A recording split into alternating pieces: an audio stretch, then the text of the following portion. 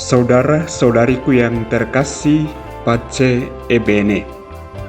Hari ini kita merenungkan Injil Lukas pasal 4 ayat 38 sampai dengan 44. Setelah meninggalkan rumah ibadat di Kapernaum, Yesus pergi ke rumah Simon. Adapun ibu mertua Simon sakit demam keras, dan mereka minta kepada Yesus supaya menolong dia. Maka Yesus berdiri di sisi wanita itu, lalu menghardik demamnya. Segera penyakit itu meninggalkan dia. Wanita itu segera bangun dan melayani mereka. Ketika matahari terbenam, semua orang membawa kerabatnya yang sakit kepada Yesus. Ia meletakkan tangan atas mereka masing-masing dan menyembuhkan mereka. Dari banyak orang keluar juga setan-setan sambil berteriak, "Engkaulah Anak Allah."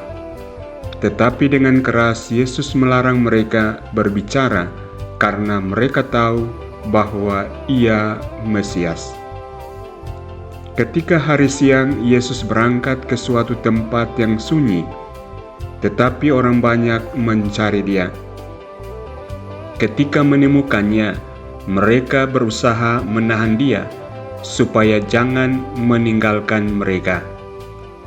Tetapi Yesus berkata kepada mereka, "Juga di kota-kota lain, Aku harus mewartakan Injil Allah, sebab untuk itulah Aku diutus."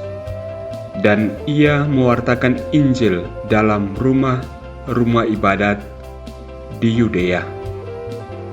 Demikianlah Injil Tuhan.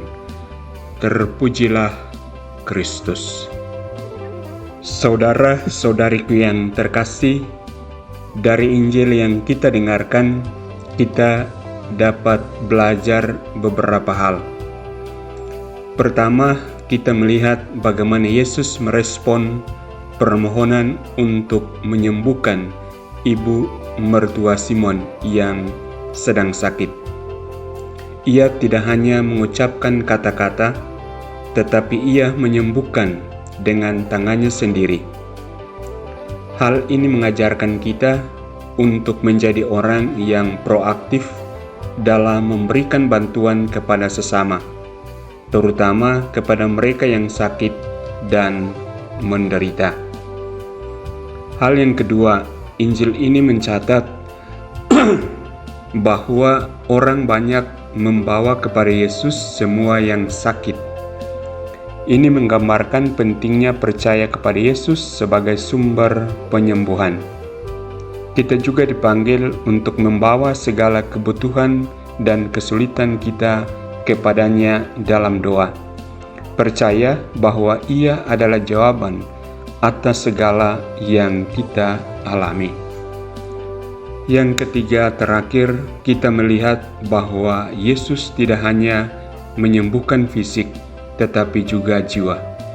Ia melarang setan-setan untuk berbicara dan mengungkapkan identitasnya sebagai Mesias. Ini menunjukkan bahwa Yesus adalah penguasa atas kegelapan dan kejahatan, dan Ia memanggil kita untuk hidup dalam kebenaran dan terangnya. Sebagai umat Katolik, kita dipanggil untuk menjadikan kasih, penyembuhan dan pelayanan sebagai bagian integral dari hidup kita. Kita harus senantiasa ingat bahwa kita adalah tangan dan kaki Yesus di dunia ini.